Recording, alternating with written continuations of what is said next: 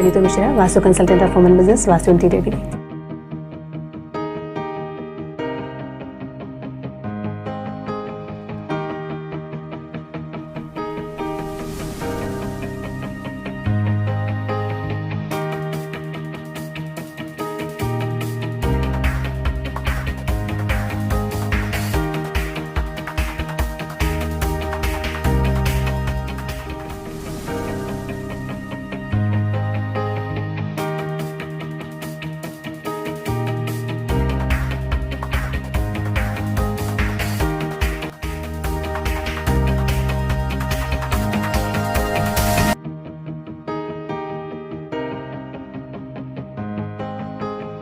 जय माता दी। मैं नीतू मिश्रा, वास्तु कंसल्टेंट।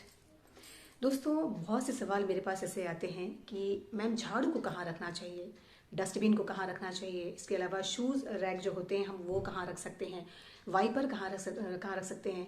क्योंकि दोस्तों ये सारी जो चीज़ें होती हैं ये हमारे यूज़ की होती हैं और इनका भी अपना एक वास्तु का स्थान होता है जहाँ हम इन्हें प्लेस करते हैं। और कई बार हम कंफ्यूज हो जाते हैं कि हम इन्हें कहीं गलत दिशा में तो नहीं रखें, कहीं इसका हमें कोई नुकसान तो नहीं होगा। तो दोस्तों जो छोटी छोटी चीज़ें होती हैं आज इन्हीं के बारे में मैं आपको जानकारी दूंगी कि ये चीज़ें आप कहाँ रख सकते हैं जो कि वास्तु के अनुसार हो और जिसका आपको कोई नुकसान ना हो। दोस्तों सबसे पहले मैं बात करती हूँ डस्टबिन के बारे में।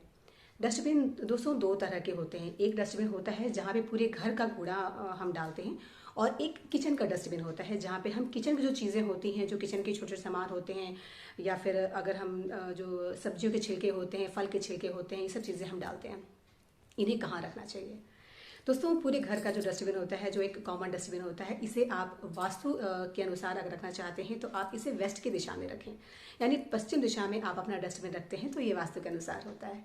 अब दोस्तों यदि मैं बात करूँ किचन का जो डस्टबिन होता है उसे कहाँ रखना चाहिए, तो दोस्तों किचन का जो डस्टबिन होता है जो बहुत स्मॉल होता है और किचन की चीज़ें जो होती है, जैसे अगर कुछ खाना बच गया है तो हम उसमें डाल देते हैं या फिर जो छिलके वगैरह होती हैं वो उसमें हम डाल देते हैं, तो उसको दोस्तों हम नॉर्थ ईस्ट की जो एरिया होती है, किचन की नॉर्थ ईस्ट की एरिया जो होती है उस दिशा को छोड़ के अगर हम चाहें तो उसको वेस्ट में रख सकते हैं, नॉर्थ वेस्ट में रख सकते हैं, क्योंकि ये दोनों दिशाएं जो होती हैं वो किचन के डस्टबिन के लिए अच्छी होती हैं वास्तु के अनुसार।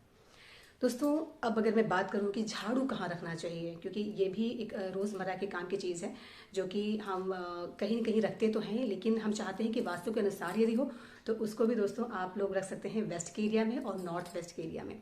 यानी कि जो झाड़ू होता है, जो वाइपर होता है या जो भी चीज़ें जो वास्तु सफाई से संबंधित होती हैं, इन सब चीज़ों को आप अपने घर के वेस्ट के एरिया में और नॉर्थ वेस्ट के एरिया में रख सकते हैं। ये वास्तु के अनुसार होता है और आपको फ़ायदा देता है। दोस्तों अब हम बात करते हैं शूज़ रैक के बारे में, तो इसे कहाँ रखना चाहिए। दोस्तों यदि हम शू रैक की बात करें तो शू रैक का जो स्थान होता है वो भी पूरे घर का जो वेस्ट का एरिया होता है वो होता है। अगर आप शू रैक को अगर आप वेस्ट के एरिया में रखते हैं तो वास्तु के फ्रेंडली होता है और वो आपको अच्छा फल दे सकता है, यानी कि उससे आपको वास्तु के जो सकारात्मक परिणाम होते हैं उसका आपको लाभ मिलता है। तो दोस्तों ये छोटी छोटी चीज़ें हैं, इनको अगर आप वास्तु के अनुसार रखते हैं तो इसका लाभ आपको मिलता है। दोस्तों एक और चीज़ है और वह है दीवार की घड़ी। इसको लेकर भी काफ़ी सवाल मेरे पास आते हैं कि दीवार की जो घड़ी होती है उसे कहाँ रखना चाहिए।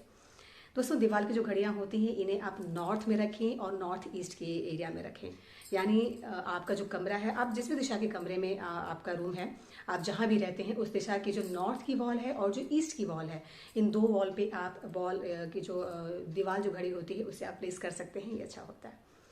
घर की चाबियाँ जो होती हैं दोस्तों, पूरे घर की चाबियाँ जो होती हैं उन्हें कहाँ रखना चाहिए वास्तु के अनुसार।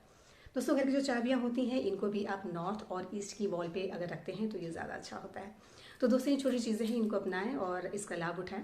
उम्मीद है दोस्तों आपको वीडियो पसंद आया होगा, तो आप इन चीज़ों को वास्तु के अनुसार प्लेस करें अपने घर में, इसका लाभ उठाएं।